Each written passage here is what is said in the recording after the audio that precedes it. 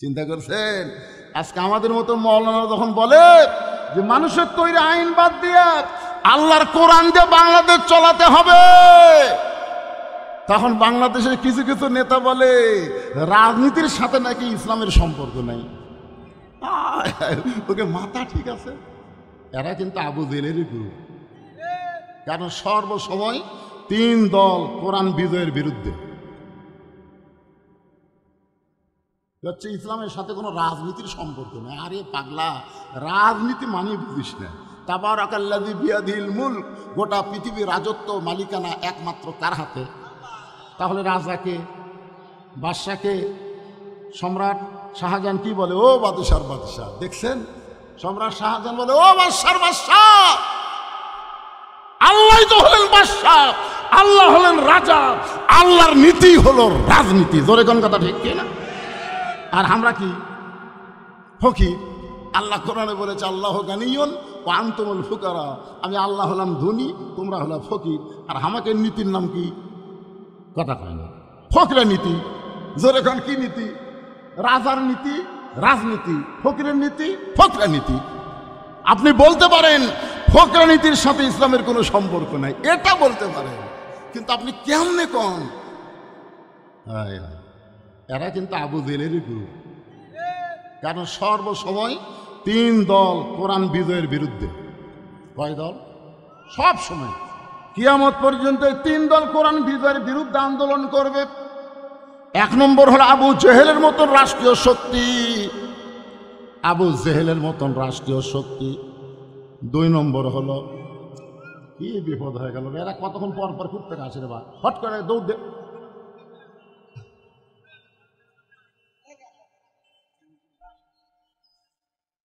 তাহলে কি বুঝলেন? এক নম্বর শক্তি কারা? এদিকে খেয়াল করা লাগবে। আবু জেহেলের মতন রাষ্ট্রীয় শক্তি, যারা মানুষের আইন দিয়ে রাষ্ট্র চলাবে, আল্লাহর আইনকে তারা মানবে না, বিশ্বাস করবে না। এরা সবসময় আল্লাহর কোরআনের বিরুদ্ধে চারণ করবে। দুই নম্বর হলো পুঁজিপতি, শতকরা 10 টাকা সুদ খাবে, কিন্তু শতকরা 2.5 টাকা যাকাত দিবে না। এরকম পুঁজিপতি আছে না নাই? 1000-এ 25 টাকা, 1 লাখে 2,500 টাকা, 1 কোটিতে 2.5 লক্ষ টাকা, 100 কোটিতে 2.5 কোটি টাকা, 1000 কোটি যাদের আছে তাদের 100 কোটি টাকা যাকাত দেওয়া লাগবে। এরা চিন্তা করবে এই কোরআন দিয়ে যখন রাষ্ট্র চলবে তখন আমাদেরকে যাকাত দেওয়া লাগবে, এই যাকাত দিবে না বলে তারা কোরআনের বিরুদ্ধে আন্দোলন করবে। 3 নম্বর হলো ধর্ম লিয়া যারা ব্যবসা করা খায়, দয়াল বাবার দরবারে যায়, কথা কয় না, আমার দয়াল বাবার দরবারেতে কেউ ফিরে না খালি হাতে। বসে থাকা যারা হাজার হাজার গরু পায়, এরা কোনোদিন চাবে এই বাংলাদেশে কোরআন দিয়ে চলুক? কথা কন না কেন? আল্লাহর ধন নবীরে দিয়া, আল্লাহ গেছে গায়েব হইয়া, নবীর ধন খাজানিয়া শুয়ে আছে আজমিরে, কেউ ফেরে না খালি হাতে খাজারে তোর দরবারেতে। একজনও নাউজুবিল্লাহ করেন না। কি বলা লাগবে? কেউ ফেরে না খালি হাতে আল্লাহ তোমার দরবারে। সবাই বলেন, কেউ ফেরে না খালি হাতে আল্লাহ তোমার দয়াল, আল্লাহ তোমার দরবারে, দয়ার আল্লাহর দরবারেতে কেউ ফিরে না খালি হাতে। ইয়াকা নাবুদু ওয়া ইয়াকা নাস্তাঈন। আবু জেহেল বলতেছে, কি বলতেছে? আপনার তো সুবহানাল্লাহ বলেন। আবু জেহেল বলতেছে, পাগল পাগল, এতদিন মনে করতাম তুমি আধা পাগল, কিন্তু আজকে দেখলাম তুমি পুরা পাগল। নবী বললেন, চাচা আমাকে পাগল বলার পিছনে কারণ কি? পাগল বলার পিছনে কারণ কি? আবু জেহেল বলতেছে, আমি জীবনে 2 বার বাইতুল মুকাদ্দাসে গেছি, আমি আমার জীবনে 2 বার বাইতুল মুকাদ্দাসে গেছি, যেখানে যাইতে লাগে 30 দিন, আসতে লাগে 30 দিন। আর তুই কই আজকে রাত্রেবেলা বাইতুল মুকাদ্দাসের মধ্যে 2 রাকাত নামাজ পড়ালি, আবার 7 আসমান পাড়ি দিয়ে আল্লাহর আরশে গেলি, আল্লাহ তোরে নামাজ দিল, সেই নামাজ নিয়ে রাতারাতি ফেরত এসে সন্ধ্যার সময় তোকে দেখলাম, আবার সকালবেলা দেখলাম, এই গাঁজাখুরি গল্প তুই কোথায় পাইলি? এই কথা বলে আবু জেহেল দৌড় মারতেছে। পিছন দিক থেকে নবী ডাকতে বলে, চাচা আপনি আমাকে আরো 1000 বার পাগল বলেন, আমার কোনো অসুবিধা নাই, কিন্তু আপনি দৌড় মারেন কোন জায়গায়? আবু জেহেল বলে, কিছুদিন হলে দেখতেছি আমার বাড়ির দিকে সবাই থুতু দেয় আর তোর বাড়ির দিকে সালাম দেয়, একই জায়গার বাড়ি রে। কিছুদিন হলে আমি দেখতেছি কিছু লোক আছে আমার বাড়ির দিকে থু, আর তোর বাড়ির সালাম। তো তুই আমার কাছে থাকবি আর তোর বাড়ির সালাম পড়বি, আমার বাড়ির থুতু পড়বি। আমি অনেক দিন থেকে চেষ্টা করতেছি তো এখান থেকে তাড়ানো যায় কীভাবে, এই ইস্যু খুঁজতেছিলাম, ইস্যু পাচ্ছিলাম না, আজকে পাচ্ছি। আজকে তোকে পাগল বানায়া এলাকা ছাড়া করব। এক দৌড়ে সকালবেলা পৌঁছে গেছে আবু বকরের দরজায়। নবীর মাদ্রাসার 1 নম্বর ছাত্র, নাম হলো আবু বকর। জোরে বলেন নাম কি? আবু বকর। আবু বকর চমকে উঠছে, কেরি এত সকালবেলায় এত বড় নেতা আমার বাড়ির দরজা, নেতা কি ভোটার ডান আছে নাকি? দেখবেন আমাদের মধ্যে বাংলাদেশে তারা আবু জেহেল মার্কা নেতা, এরা কিন্তু সবসময় মানুষের কাছে আসে না, মাঝে মাঝে আসে। জোরে কোন কথা ঠিক কিনা? কি সুন্দর স্লোগান, গরিবের বন্ধু, সমাজসেবক, জনদরদি, একটা করে ভোট চাই। কান ধরে বলতেছি, ভাই যা করছি আপনাকে সেবক হতে চাই। ভোটটা দিয়ে যখন পাশ হয়ে গেল, নেতার কাছে তো যাওয়া দূরের কথা, স্যামসের অত্যাচারে নেতার কাছেই যাওয়া যায় না। জোরে কোন কথা, কথা বলেন না কেন? এত স্যামসের। আপনারা বলেন তো, যেই নেতার পিছনে স্যামসা বেশি, ওই নেতা এত টাকা কোথায় পায়? এই স্যামসা কি দিয়া চলায়? এটা বাংলার মুসলমানকে জানা দরকার। জোরে কোন ঠিক কিনা? আবু বকর চমকে ওঠে, দরজা খুলে বলে, নেতা এই সকালবেলায়, এত সকালবেলা আমার বাড়ির দরজায়? আবু জেহেল বলতেছে, আবু বকর তুমি কি জানো তোমার নবী পাগল হচ্ছে? যেই বলেছে তুমি কি জানো তোমার নবী পাগল হয়েছে, সঙ্গে সঙ্গে আবু বকর এভাবে আঙ্গুল তুলে বলতেছে, আবু জেহেল যেই কথা একবার বলেছ, ওই কথা যদি আর একবার, দেখেন হাতের দিকে দেখেন, যে কথা একবার বলেছে ওই কথা যদি আর একবার। আবু জেহেল 3 ধাপ পিছনে গেছে। সর্বনাশ, সবচাইতে নরম রে। আল্লাহ রাসূল বলেছে, আমার সাহাবীদের মধ্যে সবচাইতে নরম হলো আবু বকর। সেই নরম যে গরম হচ্ছে। আবু জেহেল বলে, আবু বকর তুমি এত নরম মানুষ, তুমি এত গরম হলে কেন? আবু বকর বলতেছে, নবীর বিরুদ্ধে কথা শোনার পরে যারা নরম থাকবে তারা মুসলমান হবে না, তারা হবে মুনাফিক। আমাদের বাংলাদেশে নবীর বিরুদ্ধে, আলেম ওলামার বিরুদ্ধে কত কথা বলে, অথচ আমরা একটা কথাও বলি না। তার মানে আমরা মুসলমান নাম নিয়ে মুনাফিকি করতেছি। জোরে কোন কথা ঠিক কিনা? কথা বলে। একটা সাধারণ সারা জীবন অন্যায় করছে, সারা জীবন। বুড়া বয়সে আছে, নামাজি হয়ে গেছে। এমন নামাজি হচ্ছে আজান দেওয়ার আগে মসজিদে আসে, আজান দেওয়ার আগে মসজিদে আসে, আর মুয়াজ্জিনের খালি ভুল ধরে, এই ভুল আছে, এই দেখে মাথায় ফাঁসে, এই মুয়াজ্জিন এই শালা বেয়া নামাজি যতদিন আসবে ততদিন ভালো আসবে। এই নামাজি হয়ে তো আমার অবস্থা খারাপ। একটু আজানের আগেই চলে আসে।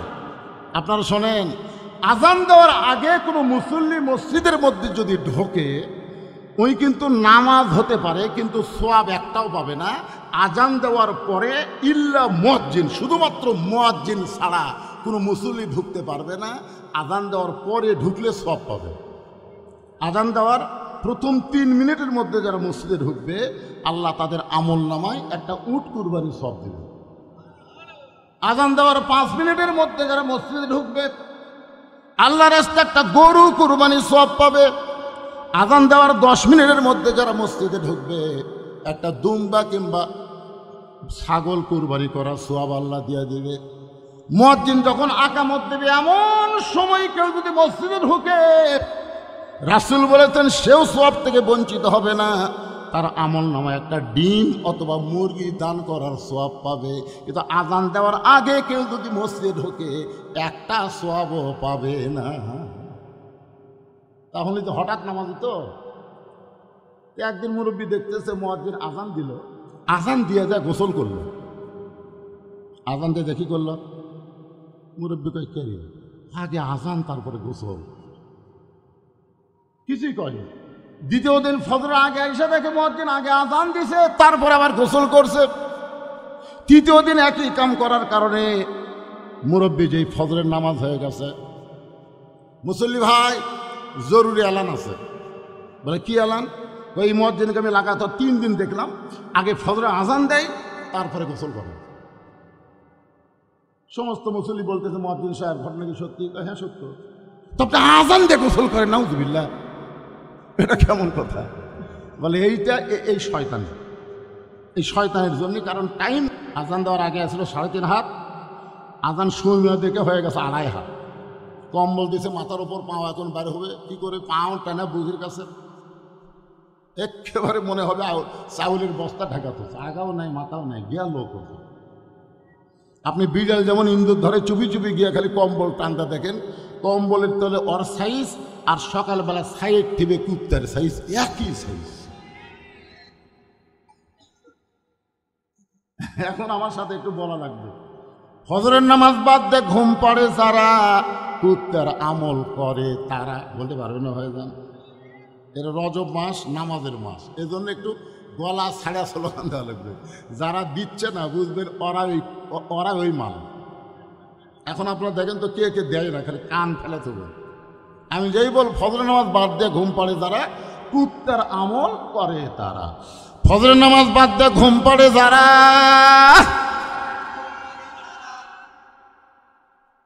আমি এইটা নাটোরে লালপুরে ওয়াজ করছিলাম, যে ওয়াজ এই কথা কইছি 4-5টা কুত্তা দৌড়াইছে, আইসা পিছন দিক খালি খাও খাও খাও খাও করতেছি। কে রে? আমি চিন্তা করলাম কি ভুল করলাম, কুত্তা খেপল। পরে কোরআনের আয়াত আমার সামনে এসে বলতেছে সুম্মা রাদাদনাহু আসফালা সাফিলিন। বুঝে ফজরের নামাজ বাদ দিয়ে ঘুম পাড়ে যারা কুত্তার সাথে তুলনা করলেন কেন? আল্লাহ কোরআনে বললেন পশুর চাইতেও জঘন্য তারা।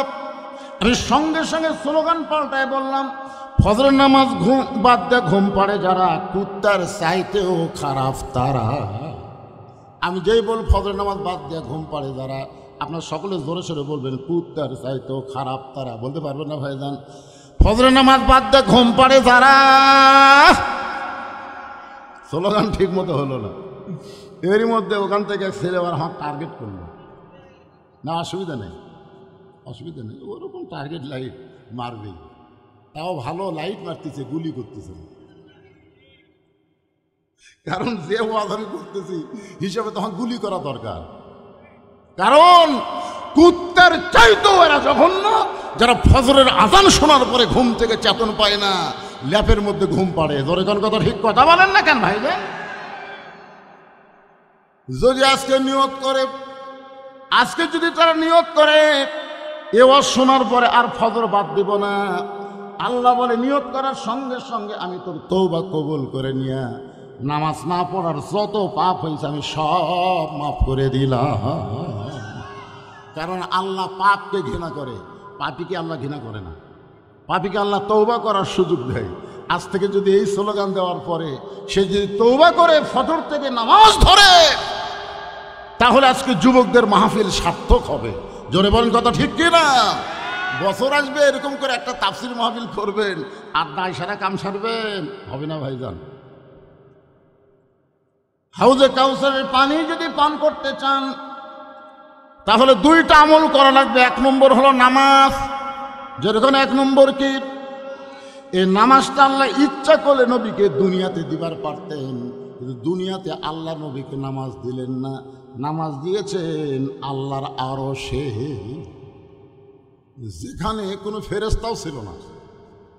যে জায়গায় আল্লাহ নবীকে নামাজ দিলেন ওই জায়গায় আল্লাহ নবী ছাড়া আর কেউ ছিল না।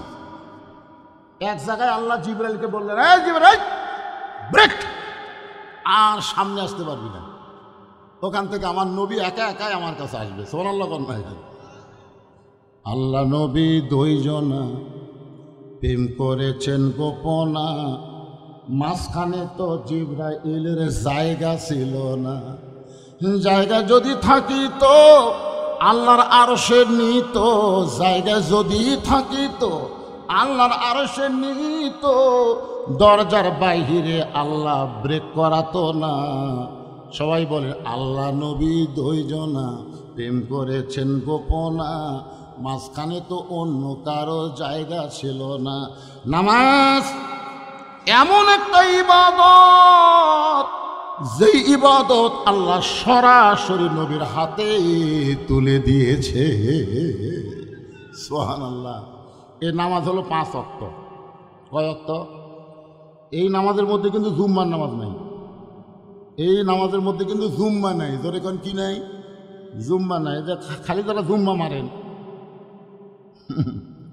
সপ্তাহে একদিন সবার শেষে আসে আগে যায়, এরকম আসে না? নাই দেখবেন আসবে সবার শেষে, যাবি সবার আগে। আর সময়ের দাম নেই। জুমার নামাজ আল্লাহ নবীকে দিয়েছেন দুনিয়াতে যখন নবী মদিনার রাষ্ট্রপতি। ধরে কোন সুবহানাল্লাহ। আল্লাহ নবী যখন মদিনার রাষ্ট্রপতি হলেন, এমন সময় আল্লাহ নবীকে জুমার নামাজ দিয়েছেন, আর 5 ওয়াক্ত নামাজ দিয়েছেন আল্লাহর আরশে। ওই 5 ওয়াক্ত নামাজ নিয়ে নবী যখন ফেরত আসলেন, ফজরের নামাজটা নবী একা একা বাইতুল্লাহর মধ্যে আদায় করলেন। ধরে কারণ সুবহানাল্লাহ। ফজরের নামাজটা নবী একা একা, কেবল নামাজ পাচ্ছেন, একা একা নবী আদায় করে সুবহে সাদেকের পরে যখন বাইতুল্লাহ থেকে বের হচ্ছেন, সর্বপ্রথম যার সঙ্গে দেখা তার নাম হলো আবু জেহেল। তার নাম কি? দেখেন, সর্বপ্রথম দেখা মানে আবু জেহেলের ভাগ্য এত ভালো, যারা হজ করবার গেছে তারা জানে আবু জেহেলের ভাগ্য কি ভালো। আবু জেহেলের বাড়ির থেকে 200 মিটার পশ্চিমে হলো কাবা, আর 150 মিটার পূর্বে হচ্ছে নবীর বাড়ি। পশ্চিমে হচ্ছে লা ইলাহা ইল্লাল্লাহ, আর পূর্বে হচ্ছে মুহাম্মাদুর। কি ভাগ্য রে, মাঝখানে আবু জেহেল। অথচ এত কাছে থেকেও আবু জেহেল কিন্তু নামাজ পড়েনি। আপনাকে তাল্লা উত্তরপাড়া মসজিদের কাছে অনেকের বাড়ি, জোরে কোন কথা ঠিক কিনা? এমনকি মসজিদ থেকে হয়তো আকামত শোনা যায়, তারপরও নামাজ পড়ে না। ওই কিন্তু আবু জেহেলের বাপ।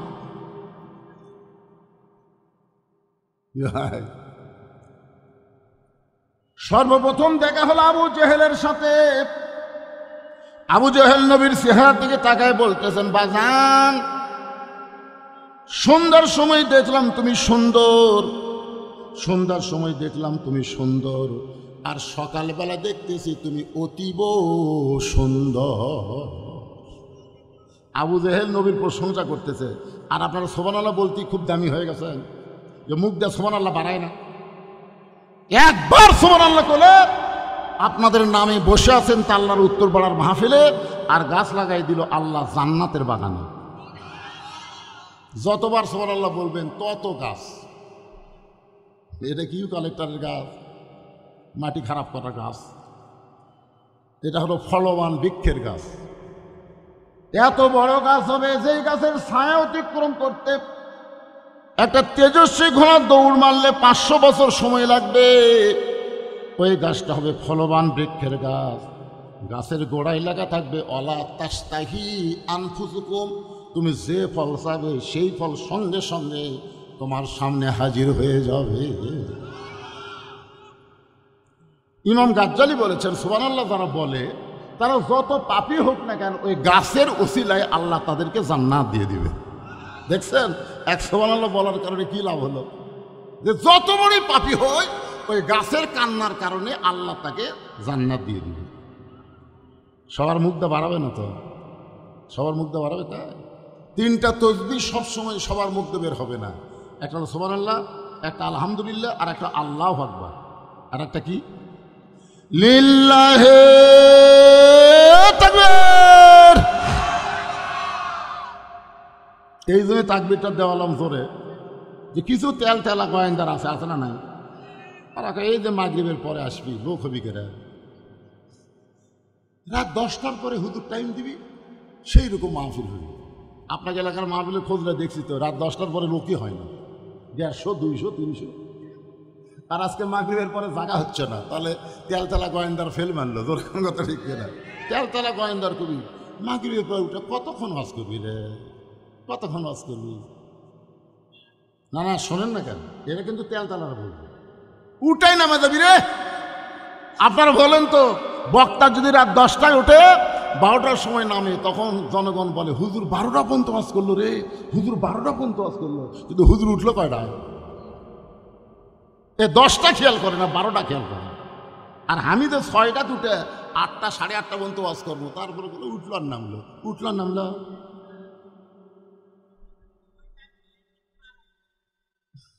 এই তেলতলারা এরা আসবেও না, খালি উল্টা বয়ান মারবি, জোরে কোন কথা ঠিক কিনা? হ্যাঁ, একটু জোরে তাকবীর দিয়ে আরেকবার বুঝার লাগবে যে হুজুর একলা নাই, হাজার হাজার আল্লাহর বান্দারা এসে বসে গেছে। লিল্লাহে তাকবীর। এ যারা বসার জায়গা পাওনি তোমরা দিলে না নাকি? হ্যাঁ তোমরাও দাও। এ কাপড় খোলা যাবে না, শীতের দিন কাপড় খোলা, ও ধান্দা বাদ দাও। জায়গা বড় বানাবো, কাপড় খুলবা কেন? কোতে কোতে খুলে ফেলে দিছে রে। এ ভিতরে চাপলি জায়গা হয়, বাজান চাপলি জায়গা হয়।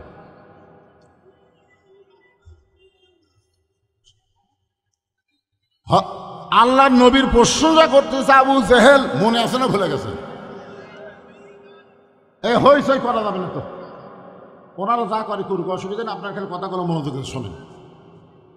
আর যদি কারোর সামনে 4 আঙ্গুল জায়গা থাকে, আল্লাহর ওয়াস্তে, আমি কিন্তু বললাম আল্লাহর ওয়াস্তে একটু সামনে আসেন। আল্লাহর ওয়াস্তে বলার পরে যদি আপনি না লড়েন, আপনার শরীর পাথরের মতন ভারী হয়ে যাবে। কালকে সকালবেলা মনে হবে নিজের শরীর নিজের কাছে ভারী লাগতে থাকে।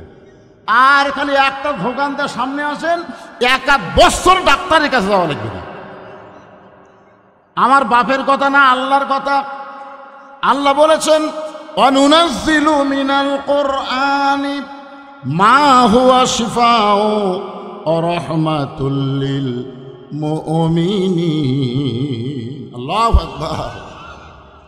দেখছেন, খুলে দাও মাত্র ওরা কুটিয়ে লুকাইছিল রে, যেই খুলিছে এক ফাঁকাবার ভিতরে ঢুকেছে। আলহামদুলিল্লাহ, ঢোকেন, অসুবিধা নাই, জায়গার ব্যবস্থা আছে ইনশাআল্লাহ। একটু মনোযোগ দিয়ে শুনবেন, আবু জেহেল কি বলতেছে। সকালবেলায় তুমি সুন্দর না, সন্ধ্যার সময় দেখলাম তুমি সুন্দর, কিন্তু সকালবেলা অতীব সুন্দর।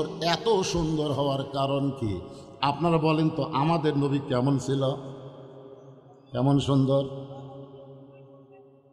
লাল সুন্দর। 4 সূর্য গ্রহ তারা, তারে নূরের ইশারা, নইলে যে অন্ধকারে ডুবিত এই ধরনী। সবাই বলেন নবী মোর পরশমণি, নবী মোর সোনার খনি, নবী নাম ভাবে যে জন সেই তো দোজাহানের ধ্বনি।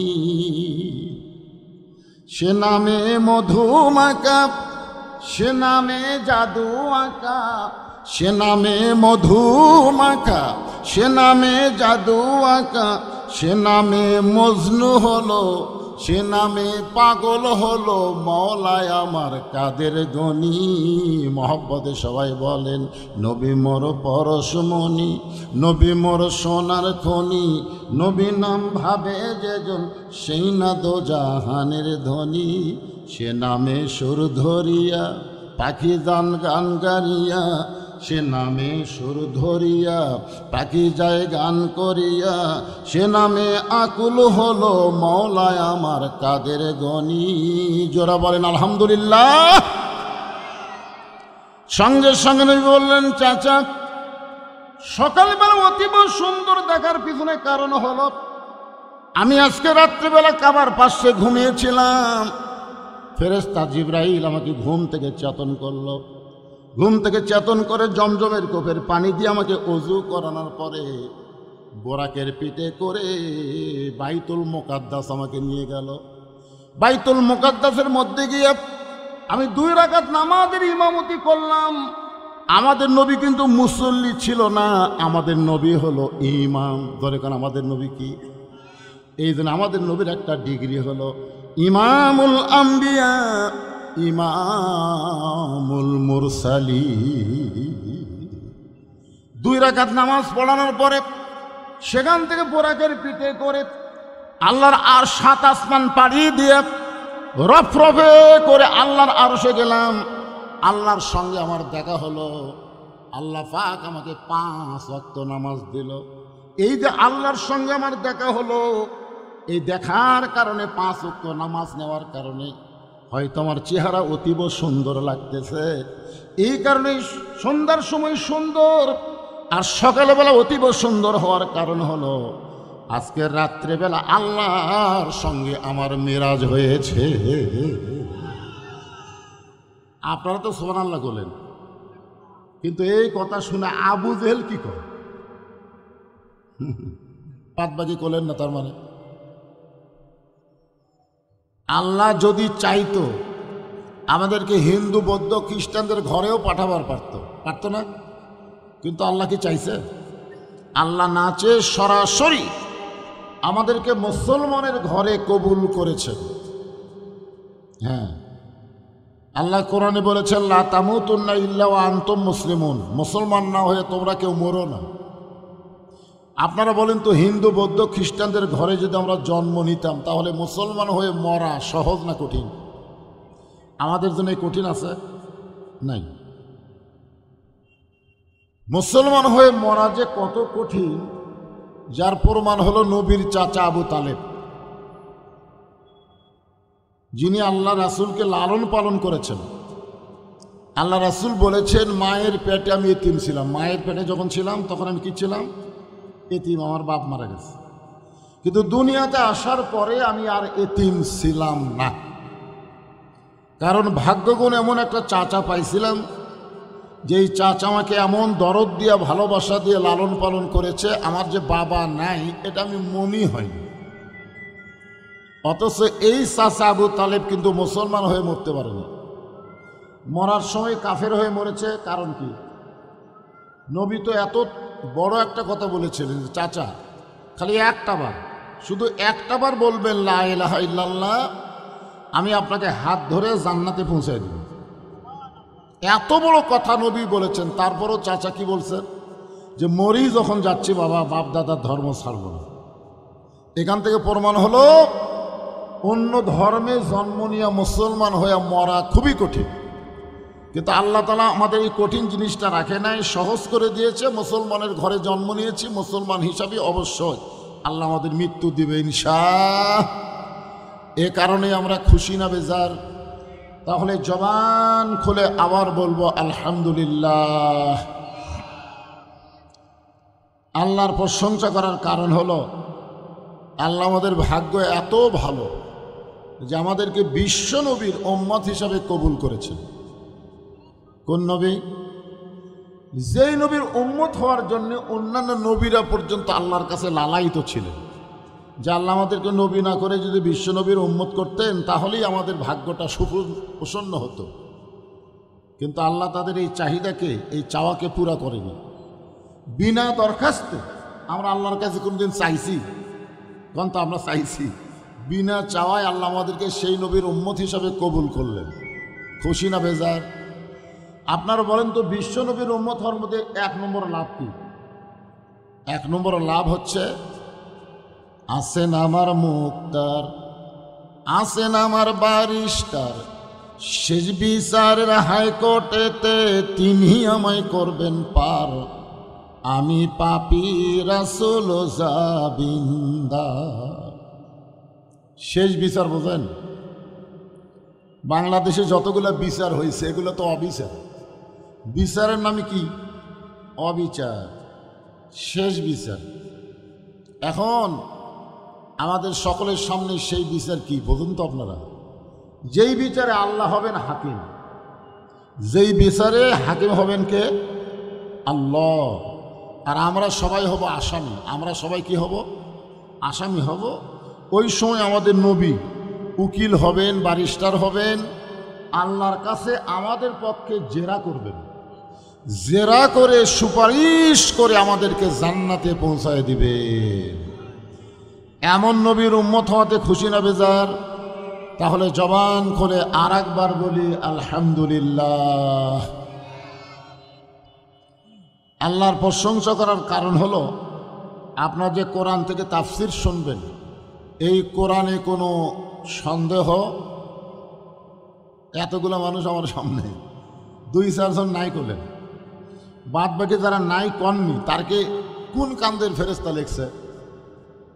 যারা নাই কয়নি না, বাম কান্দের ফেরেস্তা তো কি লিখবে? কারণ আপনাকে কোন জায়গাত কি বাঁচতেছে? ও আচ্ছা আচ্ছা, ক্যামেরা। এরা আবার 2 দিকে 2 সেট চালু করছে। বাবা এ ফাঁক ফুক করে দেখবা দাও তো, অনেকদিন পর আইসি তো না, খালি তো ওয়াজ শোনে। আমার ওয়াজ তো ইউটিউবে সবাই শোনে না, আজকে একটু দেখার জন্য আইছে, বুঝলেন না? দেখবে এবং শুনবে, এ দেখাতে কোনো বিরক্ত ঘটায় না। আপনারা একটু ধৈর্য ধরে শুনবেন। আর এই তো কি অবস্থা হলো, মানুষজন যে হারে আসা শুরু হলো, এই ছেলেরা কি করবে এখন আল্লাহ ভালো জানে। আপনারা এই সাইডে এদিকে একটু চাপে চাপে আসেন তো বাবা। আমি নামাজ পড়ার সময় দেখলাম যে মাটিটা খুব কাঁচা, আমার হাঁটু পড়লো, হাঁটু ডাবে গেল। তাহলে কাঁচা মাটির উপরে সামান্য খ্যাট দিয়ে আপনাদের বসার ব্যবস্থা করে দিয়েছি। এমনি তো শীতের রাত, মাঘের জাড়ে বাঘ কান্দে, আর সেই শীতের রাতে সামান্য খ্যাট দিয়ে আপনাদের বসতে দিয়েছে। ফাঁকা ফাঁকা না বসে আল্লাহর রাস্তায় জমে বসেন, তল থেকে ঠান্ডা হলেও শরীরের ভাইয়ের গায়ে রসুম লেগে মোটামুটি গরম হবে ইনশাআল্লাহ। এই জন্য চাপা বসেন। কারো সামনে যদি ফাঁকা থাকে, ফাঁকা তো নেই, তারপরেও যদি থাকে একটু জমে বসেন। আর এই সাইড থেকে একবার পুরা করে বসেন, এই সাইড থেকে একবার পুরা হয়ে আপনারা বসেন। যারা আসতেছেন তারা এই সাইডের দিকে চলে আসেন।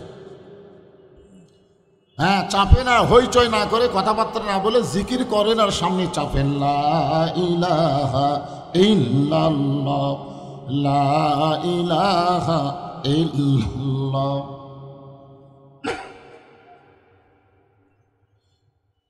চাঁদ সূরজ আর গ্রহ তারা, আল্লাহ নামের পাগল পারা। চাঁদ সূরজ আর গ্রহ তারা, আল্লাহ নামের পাগল পারা। আমার আল্লাহ নামের এতই দয়া, আল্লাহ নামের এতই মায়া, লুকিয়ে রাখছেন হে আল্লাহ জোরে লা ইলাহা ইল্লাল্লাহ, লা ইলাহা, জোরে জোরে লা ইলাহা, লা ইলাহা ইল্লাল্লাহ মুহাম্মাদুর রাসূলুল্লাহ সাল্লাল্লাহু আলাইহি ওয়াসাল্লাম।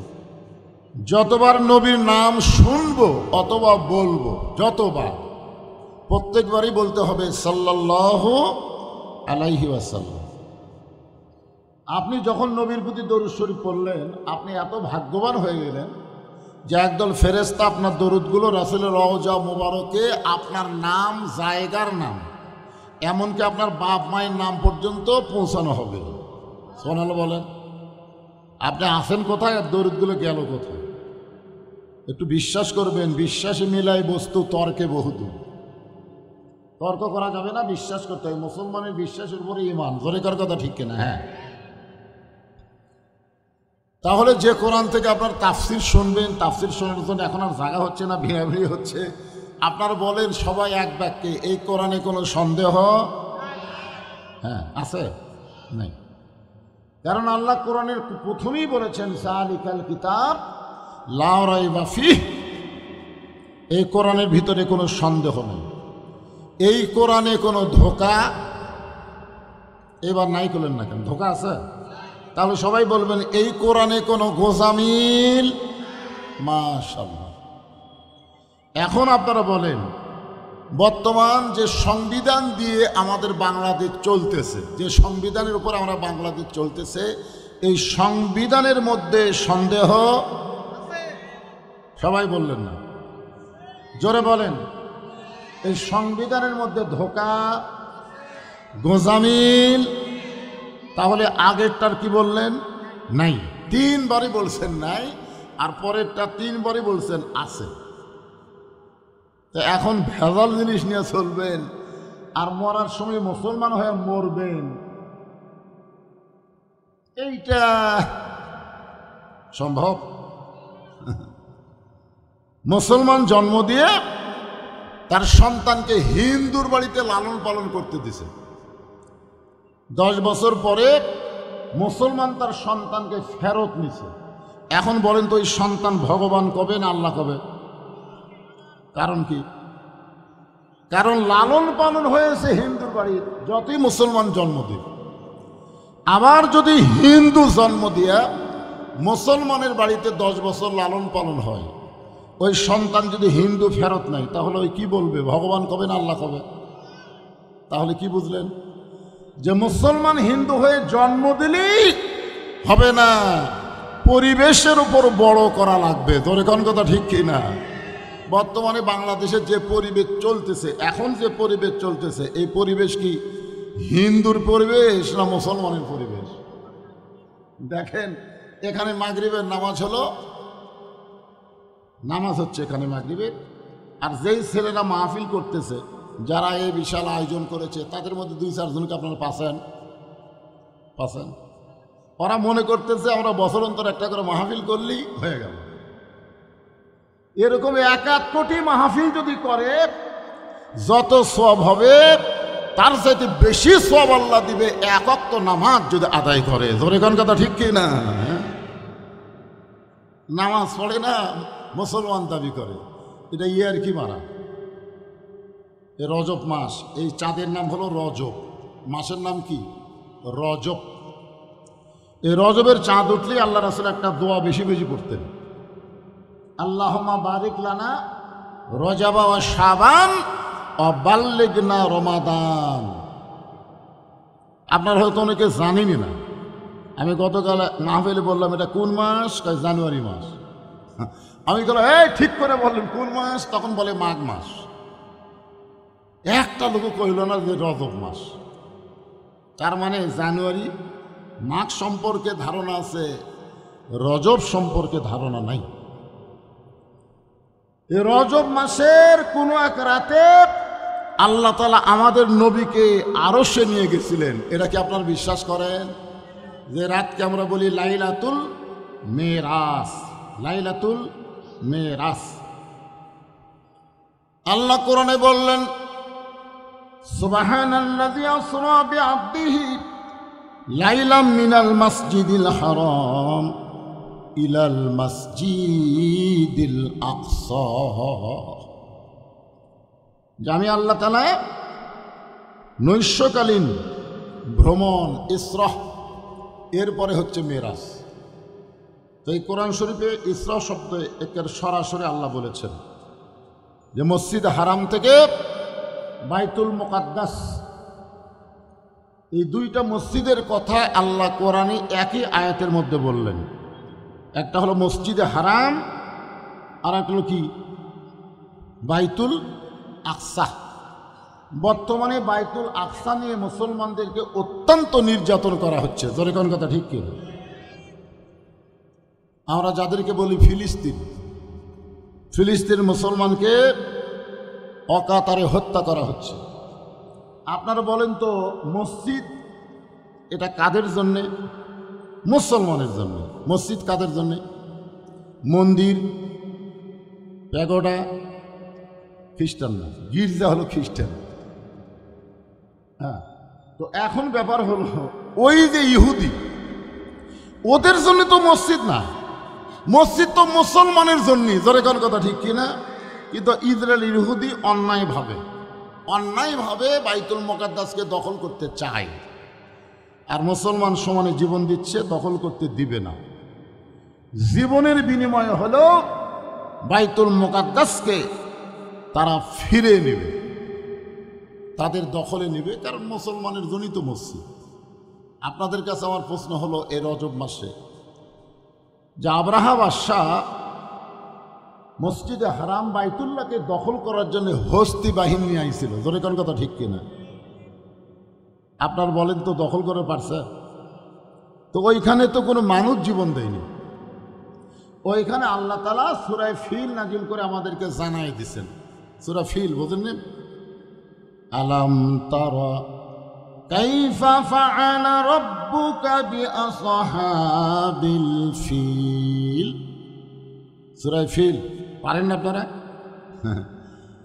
এখানে শেষে আল্লাহ বলতেছেন তারমিহিম বিহিজারাতিন মিন সিজ্জিলিন ফাজআলাহুম কাআসফিন মাকুল। আর মাঝখানে বলেছেন তয়রান আবাবিল। আল্লাহু আকবার। আপনারা বলেন তো বর্তমানে সে আল্লাহ আছে না নাই? যে আল্লাহ আবাবিল কাকে পাঠাইছিল? তো এখন বাইতুল মুকাদ্দাসকে ওরা দখল করবার চায়, আর মুসলমানকে সমানে গুলি করতেছে। আল্লাহ বসে থাকে কি করতেছে? যে আমেরিকা ইসরায়েলকে সহযোগিতা করেছে, এমন একটা অস্ত্র দিছে যে অস্ত্র গুলি করবা সাউন্ড হবে না, আর তোমরা টার্গেট করবা ফিলিস্তিনের শিশু বাচ্চাদেরকে। এ পর্যন্ত প্রায় 42,000 শিশু বাচ্চাকে ওরা হত্যা করছে। মানে আমাদের মতন বুড়া করুক না, খালি শিশু। ওই গুলিটা আসে, শব্দ হয় না, শিশু বাচ্চার বুকে লাগে, বুকটা পুড়ে যায়। ওরা গুলি দিয়ে ফিলিস্তিনি শিশু বাচ্চার বুক পুড়াইছে, আর আল্লাহ আসমান থেকে আমেরিকাতে আগুন পাঠিয়ে দিছে। জোরে কোন কথা ঠিক কিনা? দেখতেছেন না? বাড়ি ঘর সব পুড়ে ছারখার। এখন ডোনাল্ড ট্রাম্প খালি মুসলমানও খুঁজতেছে, মুসলমান কোথায় রে, তোরা একটু জোরে জোরে আজান দিত, দেখতে আগুন লিবে কিনা। খেলাত বলে আল্লাহ। ফেসবুকে দেখলাম আমেরিকার বহু জায়গায় মুসলমানের রাস্তা বের হয়ে আজান দিচ্ছে আগুন নিভানোর জন্য। ওদের পানি টানি দিয়ে সব অস্ত্র শেষ, আগুন খালি বাড়ি। আমি বললাম শোনো, আজান দেওয়া লাগবে না। আমেরিকা ফিলিস্তিনের শিশু বাচ্চাকে গুলি করেছ, তার প্রতিশোধ অবশ্যই আল্লাহ নিবে। অতি সত্তর পৃথিবীর মানচিত্র থেকে আজরা ইহুদিকে ধ্বংস করে দিবে। আপনারা কি করেন? আল্লাহ পারে কি পারে না? ধরে কোন পারে কি পারে না? আল্লাহ দেখতেছেন। আল্লাহ সহজে ধরে না, বুঝলেন? ধরে না। হাসিনা 15.5 বছর কিন্তু আল্লাহ ধরে না। ধরছে? ধরে না, ধরে না, ধরে না, ধরলে আর ছাড়ে না। আমরা দেখতেছি এইরকম। তাহলে যে কোরআনে কোনো সন্দেহ নাই, যেই কোরআনে কোনো ধোঁকা নাই, যেই কোরআনে কোনো গোজামিল নাই, সেই কোরআন থেকে ছোট্ট একটা সূরা আপনাদের সামনে আমি তেলাওয়াত করেছি। সূরাটার নাম হলো সূরা কাউসার। সূরা কাউসার বিশ্বাস করা লাগবে কিন্তু। কাউসার এমন একটা পিয়ালা, এই যে আমাকে দিছে, এটা কিন্তু চা না, একটু গরম পানি দিছে। তো এমন একটা পিয়ালা, যেই পিয়ালার 1 গিলাস পানি যদি কেউ পান করে জাহান্নামেও যায়, আল্লাহ জাহান্নামকে জান্নাত বানায় দেবে। চিন্তা করে দেখেন কাউসারের পানির মধ্যে কি পাওয়ার। আপনার দেহের মধ্যে যদি 1 গিলাস খালি ঢুকাবার পারেন, ওই দেহ যদি জাহান্নামেও যায়, যাওয়ার সাথে সাথে জাহান্নাম জান্নাত হয়ে যাবে। এই পানি, এই কাউসার আল্লাহ আমাদের নবীকে দিয়েছেন। আমাদের নবীকে, কত বড় ভাগ্যবান যে আমাদের নবীকে আল্লাহ তাআলা এই কাউসার দিয়ে দিলেন। হাসর হবে তামার সানি, উম্মত বলবেন পানি পানি। হাসর হবে তামার সানি, উম্মত বলবেন পানি পানি। সেই কঠিন দিনে পানি দেওয়ার, নবী বিনে পানি দেওয়ার সাধ্য কারো নাই। সবাই বলেন সাল্লাল্লাহু আলা মুহাম্মাদ সাল্লাল্লাহু আলাইহি ওয়াসাল্লাম। সাল্লাল্লাহু আলা মুহাম্মাদ সাল্লাল্লাহু। এখন আমাদের নবী কিন্তু রহমাতুল লিল আলামিন। মানে আমাদের নবীর যা দয়া, বুঝলেন। আল্লাহ হচ্ছে রব্বিল, আলহামদুলিল্লাহ রব্বিল আলামিন। আর আমাদের নবী হলেন ওমা আরসালনাকা ইল্লা রাহমাতাল লিল আলামিন। সমস্ত তাফসীরকারক ব্যাখ্যা করেছেন, যতটুকু এরিয়ার রব হলেন আল্লাহ, ততটুকু এরিয়ার রহমত হলেন মুহাম্মাদুর রাসূলুল্লাহ। এত দয়া। তায়েফেরা নবীকে পাথর মারল, যে পাথরে নবীর গায়ের সব জায়গায় লাগছে, খালি চেহারা বাদ দিয়ে প্রত্যেক জায়গা থেকে রক্ত ঝরল। অথচ নবী চোখের পানি নিয়ে তাদের জন্য আবার দোয়া করলো, আল্লাহ যারা আমাকে পাথর মারলো তাদেরকে হেদায়েত দাও, তাদেরকে ধ্বংস করো না, তাদেরকে জান্নাতি কবুল করো। এত দয়া যেই নবীর, সেই নবীর হাতে আল্লাহ যখন হাসরের ময়দানে হাউজে কাউসার দিবেন, আর পাইকারি হারে সবাই যদি পানি পান করতে আসে, কেন হাসরের কঠিন অবস্থায় হিন্দু, বৌদ্ধ, খ্রিস্টান সবাই নবীর কাছে দৌড়ে এসে বলল এক গ্লাস পানি চাই। এখন নবী যদি সবাইকে যদি এক গ্লাস করে দেয়, তাহলে তো জাহান্নাম বন্ধ করে দেবে। জাহান্নাম তো তুই আর কাম হবি না, কারণ পানি পান করে কেউ যদি জাহান্নামও যায়, জাহান্নামও জান্নাত হয়ে যাবে। সাহাবরা বললেন, ইয়া রাসূলুল্লাহ, তাহলে অবস্থা কি হবে? সঙ্গে সঙ্গে রাসূল বললেন, ফাসাল্লি রব্বিকা ওয়ানহার। দুইটা আমল যাদের মধ্যে থাকবে তারাই হাউজে কাউসারের পানি পান করবে। এক নম্বর হলো নামাজ, দুই নম্বর কুরবানি। এই দুইটা কর্ম যারা করবে, আমল যারা করবে, তারাই পান করবে হাউজে কাউসারের পানি।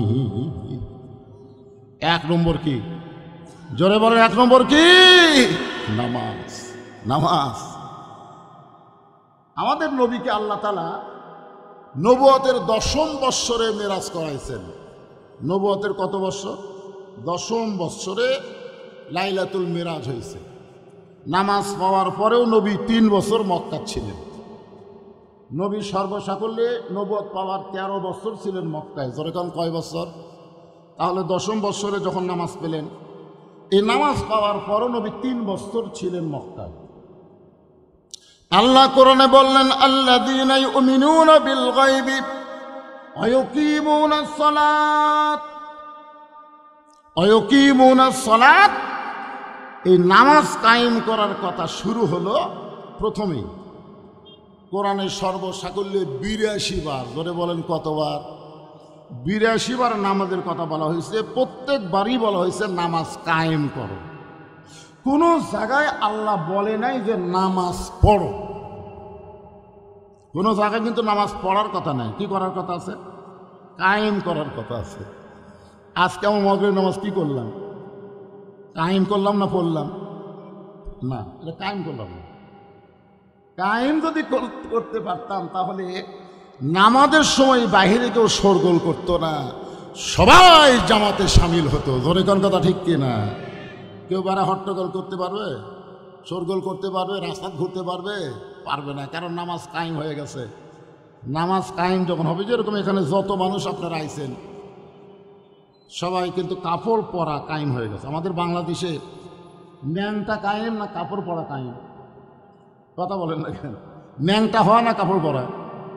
এই জায়গায় যত মানুষ আমরা আছি, সকলের গায়ে কাপড় আছে না নাই? এখন যদি কেউ ন্যাংটা হয়ে এর মধ্যে আসে, আপনারা কে তার কাছে নেবেন? না না, একের গোটাল গাও ন্যাংটা হয়ে মাঝখানে আইছে, সবাই কি করবেন? তাড়িয়ে দিবেন না কাছে নেবেন? এই যা, কাপড় যেখানে কায়েম হচ্ছে সেখানে কোনো ন্যাংটা চলবে।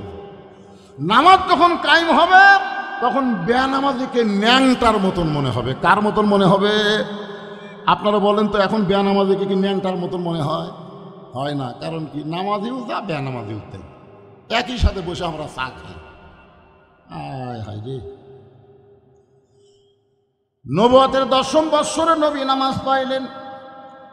এরপরেও নবী 3 বছর মক্কায় ছিলেন। নবী বললেন, আল্লাহ কোরআনের যত জায়গায় আপনি নামাজের কথা বলেন, প্রত্যেক জায়গায় বলেছেন নামাজ কায়েম করো। কিন্তু নামাজ তো কায়েম করা যাচ্ছে না। চুপি চুপি আমরা মুসলমান গোপনে গোপনে নামাজ পড়তেছি, প্রকাশ্যে জামাত করে সকলে মিলে আমরা তো নামাজ কায়েম করতে পারতেছি না। আল্লাহ বলেন, হাবিব, মক্কাতে বর্তমানে যেই পরিবেশ চলতেছে, এই পরিবেশে নামাজ কায়েম করা সম্ভব না, কারণ পরিবেশ পাল্টাতে হবে। কি পাল্টান লাগবে?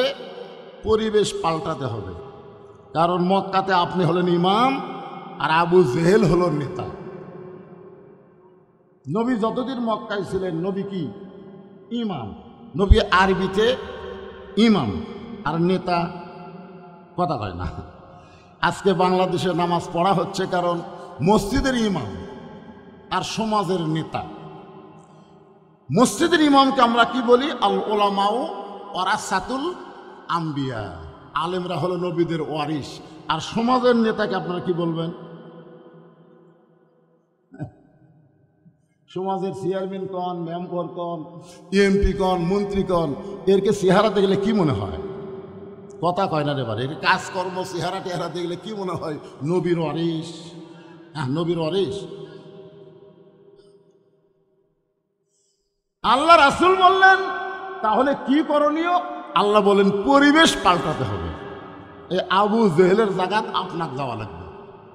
আবু জেহেল যে নেতা আছে, ওই নেতা আপনাকে হওয়া লাগবে। আবু জেহেলের মতন ভুয়া নেতৃত্ব যতদিন দুনিয়াতে চলবে, ততদিন নামাজ কায়েম হবে না। রাসূল বলেন, আল্লাহ তাহলে কি করব? আল্লাহ বললেন, আপনাকে হিজরত করাবো।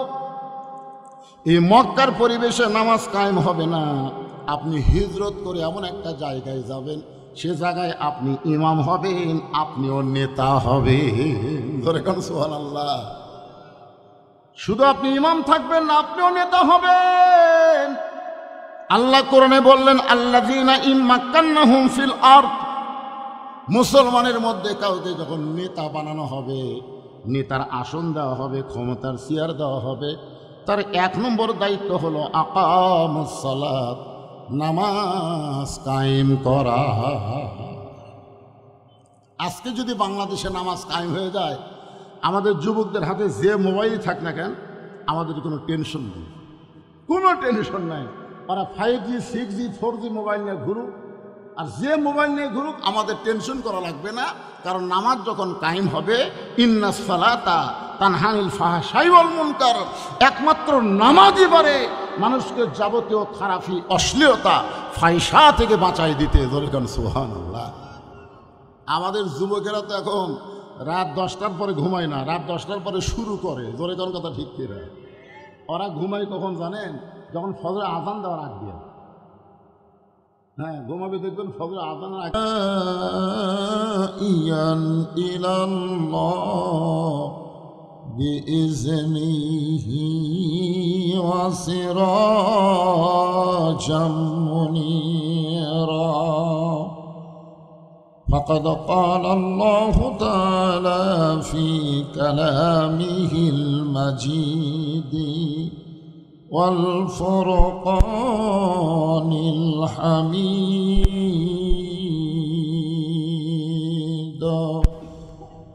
জবান খুলে সকলে পড়েন, আউযু বিল্লাহি মিনাশ শাইতানির রাজিম। বিসমিল্লাহির রহমানির রহিম। ইন্না আ'তাইনাকাল কাউসার ফাসাল্লি লিরাব্বিকা ওয়ানহার।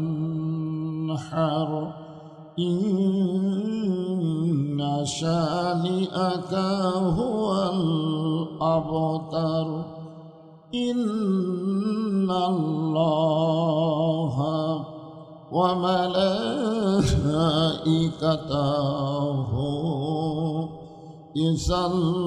ইউসাল্লুনা আলান নবী। ইয়া আইয়ুহাল্লাযীনা আমানু সাল্লু আলাইহি ওয়া সাল্লিমু تسليما اللهم صل على مولانا محمد وعلى آل سيدنا مولانا مشرقي حب محمد সকলে বলি সাল্লাল্লাহু আলাইহি ওয়াসাল্লাম मतलाए दीवानी मतलाए खुर्शीद शिकास सीनाए सुजानी मा बलागल उला बिकमालिही कशाफत दुजा बिजमालिही हसनत जमीओ खिसालिही सल्लो अलैहि व आलिही अल्लाहुम्मा आमीन। জান্নাতের বাগান থেকে জান্নাতি মানুষদেরকে নিয়ে আমি গুনাহগার তোমার রহমতের দরজায় দুখানা হাত তুলেছি আল্লাহ। হাসরের ময়দানে জাব্বার আর কাহার নামে রূপ নিয়া তুমি যখন বিচার শুরু করবে তোমার সামনে দাঁড়ায়া সমস্ত নবীরা নাফসি নাফসি বলে কাঁদতে থাকবে। এমন কঠিন অবস্থা হাসরে হবে, সেদিন সমস্ত নবী তার উম্মতকে ভুলে যাবে, শুধু বলবে আল্লাহ আমার কি হবে, আমার কি হবে।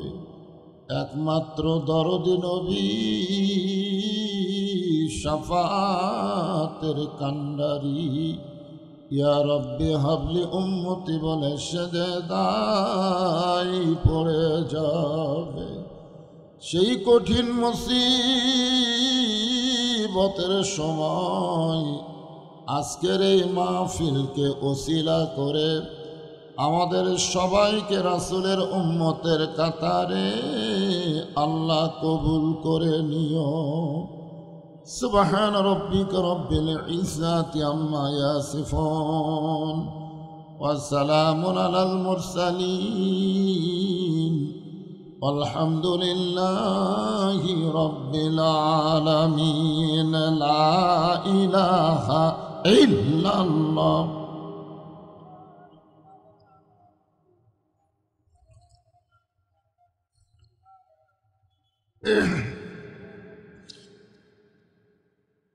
লা ইলাহা ইল্লাল্লাহ, লা ইলাহা। মরণের কালে বুঝিতে পারিবা, কবরে গেলে বুঝিতে পারিবা, এই কলেমার কত গুণ। লা ইলাহা ইল্লাল্লাহ বলরে পাগল মন। লা ইলাহা ইল্লাল্লাহ জোরে লা ইলাহা।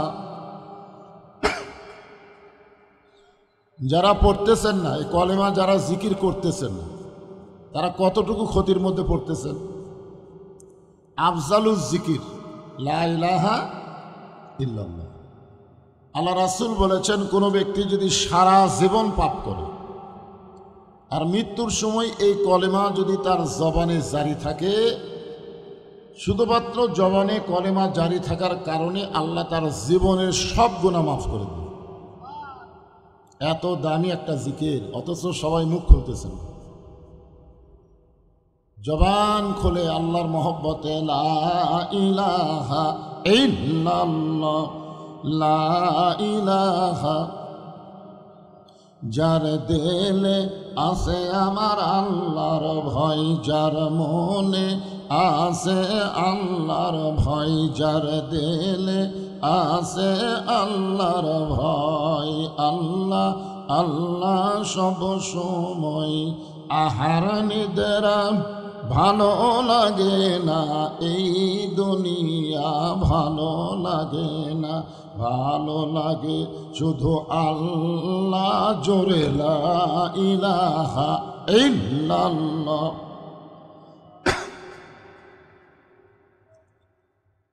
লা ইলাহা, আরো জোরে জবান খোলে, লা ইলাহা ইল্লাল্লাহ, লা ইলাহা, লা ইলাহা ইল্লাল্লাহ মুহাম্মাদুর রাসূলুল্লাহ। রাসূলের মহব্বতে সকলেই বলবো সাল্লাল্লাহু আলাইহি ওয়াসাল্লাম। তাওলা উত্তরপাড়া আবুর মোড় যুবকদের কর্তৃক আয়োজিত আজকের এই তাফসিরুল কোরআন মাহফিল, আল্লাহ তাআলা আজকের এই মাহফিলে যেনাকে সম্মানিত সভাপতির আসনে কবুল করেছেন, জনাব মোহাম্মদ বীর মুক্তিযোদ্ধা মুখলেসুর রহমান। আজকের এই মাহফিলের সম্মানিত সহসভাপতি জনাব মোহাম্মদ রেজাউল করিম, জনাব মাওলানা মোহাম্মদ আমজাদ হোসাইন। আজকের এই মাহফিলের সম্মানিত সভাপতি এবং সহসভাপতি দ্বয়কে অন্তরের অন্তঃস্থল থেকে আমি শুভেচ্ছা জ্ঞাপন করছি।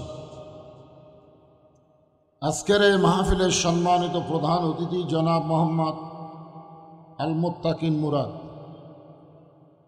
সম্মানিত প্রধান অতিথি সহ সম্মানিত বিশেষ অতিথিবৃন্দ, জেনারা, সম্মানিত সুধীজন, সকলকেই অন্তরের অন্তঃস্থল থেকে আমি শুভেচ্ছা জ্ঞাপন করছি।